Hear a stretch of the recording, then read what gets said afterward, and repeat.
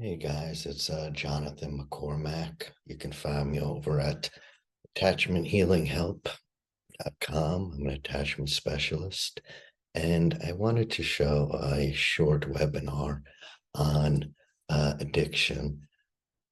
I'm one of those people who believes that addiction is primarily an attachment issue. You can't connect to a person, but you can connect to a bottle or a needle, something like that. And oftentimes, when you take away that drug, you better have something right there in place because to an alcoholic, that could be even worse, you know? So let me share my screen.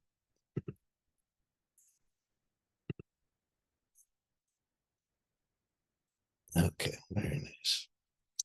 And yeah, so this is addiction as an attachment disorder. Yeah. So the first thing is an internal working model. That happens in the first 18 months of age. And the internal working model um, pretty much tells you how you should react to other people, how you should expect them to react to you, and sets most of your patterns in life. And it can be changed, but in general, that's kind of how you go. Now, there's 5 qualities that promote secure attachment. Right here, you know, protection, attunement, soothing, delight, and discovery. And those are the 5 things that you need, even in a friendship, even outside of romance. I mean, think about it. If you have a buddy, it's not going to last long unless you can find some delight in them, but also let him delight in you. I mean, to use that word, be attuned to him back and forth. And if a child is deprived of these early in life, has a much greater chance of becoming an addict or alcoholic. I won't go through all of this, but cause of insecure attachment, neglect, frequent moves, trauma, having a parent that's depressed. And in general, they try to break down to 4 different attachments, secure with a positive model of self, anxious. If you're anxious, you have a very negative model, anxious attachment. They have a lot of anxiety, the avoidant, low anxiety, but usually kind of depressed. And the other side, fearful if your childhood experiences were fearful. What's addiction? We all know what it is. You're doing too much of something. So, what was fascinating is Rat Park. Rat Park was actually an experiment that, so these guys had, for an experiment, they put rats in a place with 2 water bottles, and one was laced with like heroin and cocaine, and the other one was just water. And what do you think happened? Well, the rats kept going for the one with heroin and cocaine until they were exhausted. They couldn't do it anymore and actually would die, not exactly even overdose, just from exhaustion of doing this all the time. So, this is not surprising, but they did another experiment. Only this time, they put other rats there and they put little rat toys there. So when you have other outlets, would these rats still go back to the cocaine and heroin? You And it's Jonah Harry. He says the rats with good lives didn't like the drugged water. They're mostly shunned, consuming less than a quarter of the drugs the isolated rats used. you know. And while all the rats who were alone and happy became heavy users, none of the rats who had a happy environment did. When he talks about the US soldiers becoming addicted to heroin, and yet 95% of them just stopped once their environment was radically changed and they came back.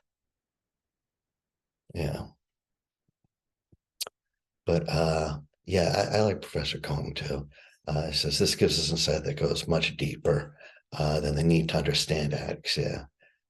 He says straight up, human beings have a deep need to bond and form connections. It's how we get our satisfaction. And if we can't connect with each other, we will connect with anything we can find. Or that wheel, prick of a syringe. Says we should, but I like this. He says we should stop talking about addiction altogether and instead call it bonding. A heroin addict has bonded with heroin because she couldn't fully bond with anything else. So the opposite of addiction is not sobriety. It's connection, human connection. Yeah. And Gabor Mate, I'm a big fan of his. A hurt is at the center of all addictive behaviors. The wound may not be as deep, the ache not as excruciating. It may even be entirely hidden, but it's there. As we'll see, the effects of early stress or adverse experiences directly shape both the psychology and neurobiology of addiction in the brain. So this is what Peter Cohen said. He said, I will propose an alternative way of looking at the behavior called addiction, seeing it as a normal human potential, that of strong bonding. Bonding is an emotional process that creates ties that cannot be shed at will. The stronger a bond, the more an individual will value and defend it, even under conditions of extremely negative consequences. As Johann Hari says, the opposite of addiction, it's connection. And that's my big presentation. Yeah, there we go. So that was the big presentation. So basically, this is saying all attachment issues, drug issues can somehow be traced to the way they were raised, I think, and a lot, I know some people that don't even believe, instead of calling it addiction, they should actually call it disorganized attachment, because so many, when you give them the test, so many addicts and alcoholics come back with disorganized attachment. It's almost like that's the condition, So that's how strong it happens.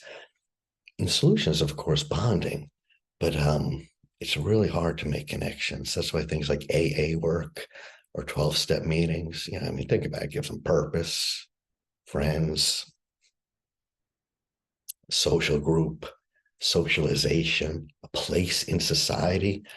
These are all kind of the things you need. Outside that, though, it's very difficult. And I always do feel bad for people. But if we could start seeing it as an attachment issue, we could change things. Like, instead of giving the guy, whatever it is, any medication, and just sending him home to his old house, we'd have to, part of the therapy be making bonds, forming bonds. That'd be huge. That's another reason half the addicts, more than half, relapse. And this is very common. And again, if you look at why they relapse, a lot of it was because of some relationship issue. They got out of a relationship, got divorced, they got dumped, something. And that's always a huge, huge thing. So, if we just focus the treatment towards the attachment, and that gives people a lot of hope too, something real, like, come here, put down the bottle, you do get something. Anyway, it's Jonathan McCormick. I appreciate you guys listening to me. Thanks.